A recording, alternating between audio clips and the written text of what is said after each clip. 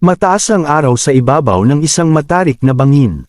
Dalawang maliit na figure ang nakatayo sa tuktok nito. Sina Zuo Fan at Su Ningxiang iyon na nakatanaw sa ibaba. Sa ibaba, makikita ang isang malawak na bilog na lawa na kumikinang. Napapalibutan ito ng halos 50 taong nakasuot ng pare-parehong uniforme. Sa gitna ng lawa, may isang lumulutang na plataporma na kulay lila. Sa ibabaw ng plataporma, isang matandang lalaki na may berdeng buhok ang nakaupo at nagme-meditate. Isang malakas na asul na enerhiya ang bumabalot sa kanyang katawan. Ang kanyang buhok ay tumataas dahil sa lakas ng kanyang cultivation. Pinagpapawisan ng matanda habang nagko-concentrate.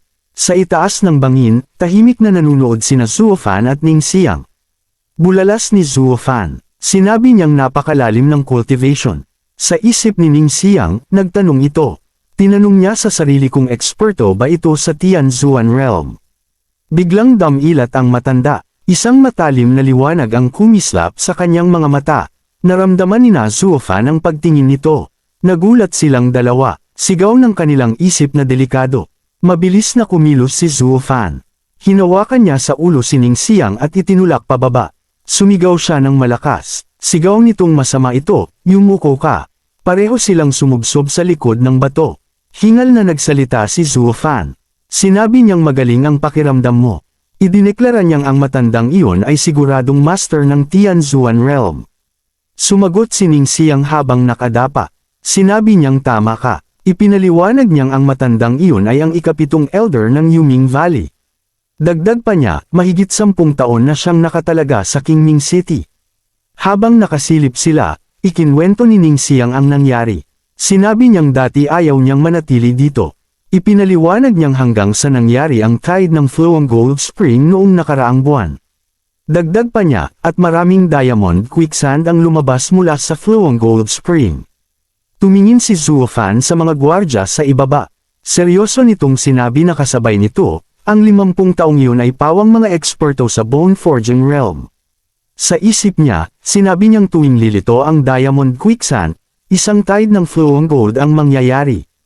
Naalala niya ang plano ng Yuming Valley. Sa isip niya, narinig niya ang kanilang usapan. Sinabi nilang sa loob ng 3 buwan, ang diamond quicksand ay lilito ng maramihan. Dagdag pa nila, para makuha ang karamihan at pigilan ang iba na magnakaw, dumating sila dito ng maaga. Napahawak si Zuo Fan sa kanyang baba. Sa isip niya, sinabi niyang sa kasalukuyan kong lakas, hindi ko kayang makipaglaban para sa diamond quicksand sa dami ng ekspertong nagbabantay. Sa isip niya, idineklara niyang maliban na lang kung biglang hinayla ni Ningxiang ang kanyang manggas. Sinabi nitong Terra na, lumingon si Zuo Fan at ngumisi. Tinanong niya kung bakit, may solusyon ka ba? Sumagot si Zuo Fan habang naglalakad palayo. Sinabi niyang hindi ko kayang talunin ang kalaban, kaya kailangan ko silang utakan.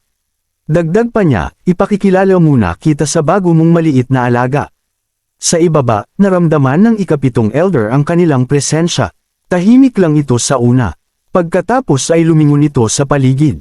Tinanong niya sa sarili kung guni-guni niya lang ba o may nanunood sa kanila. Lumipat ang eksena sa Zhu family residence. Sa loob ng malaking bulwagan, isang matandang lalaki na may puting buhok at balbas ang galit na galit. Ito ang lolo ni Ningxiang. Sumigaw ito ng malakas. Tinanong niya kung kumusta na.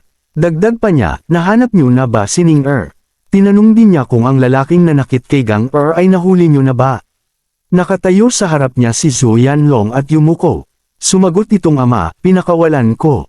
Sila. Ipinaliwanag niyang ang lalaking iyon ay mabuting tao, at si Ning-er ay mapagkakatiwalaan sa kanya.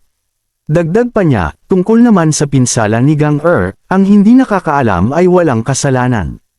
Idineklara niyang basta't tretuhin niya ng maayos si Ning-er, wala akong pakialam. Nagalit lalo ang matanda, tinanong niya kung ano, si Ning-er ay tao na niya. Sumagot si Yanlong, sinabi ng bata na si Ning-er ay kanya. Dagdag pa niya, at hindi nagrereklamo si Ning-er, ibig sabihin ay hindi sila mapaghihiwalay. Galit na hinampas ng matanda ang mesa. Sigaw nitong kalokohan. Sigaw nitong Wanlong, kahit sino pa ang batang iyon. Idineklara niyang wala kaming pakialam kahit sinaktan niya si Gang-er. Pero hindi niya pwedeng kunin si Ning-er.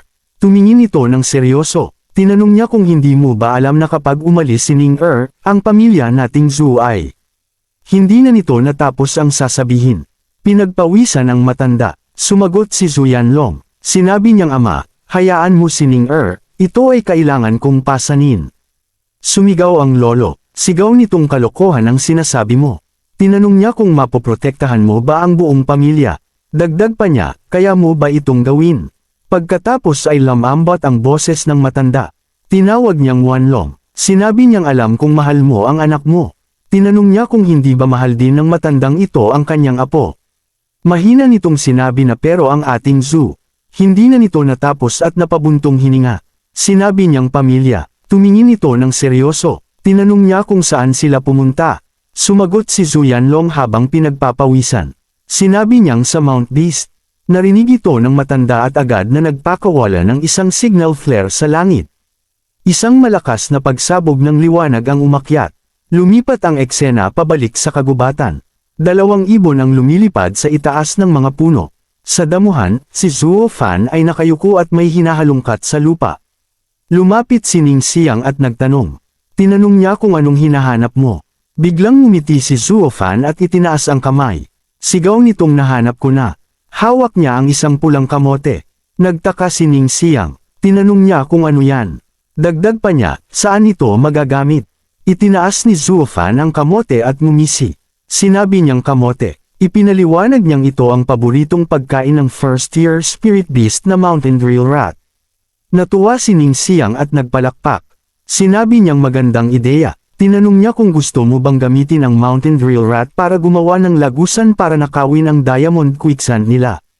Ipinaliwanag niyang kahit na ang mountain drill rat ay first-tier spirit beast lamang. Wala itong kakayahang lumaban at madali lang mahuli kahit nang nasa body foundation realm.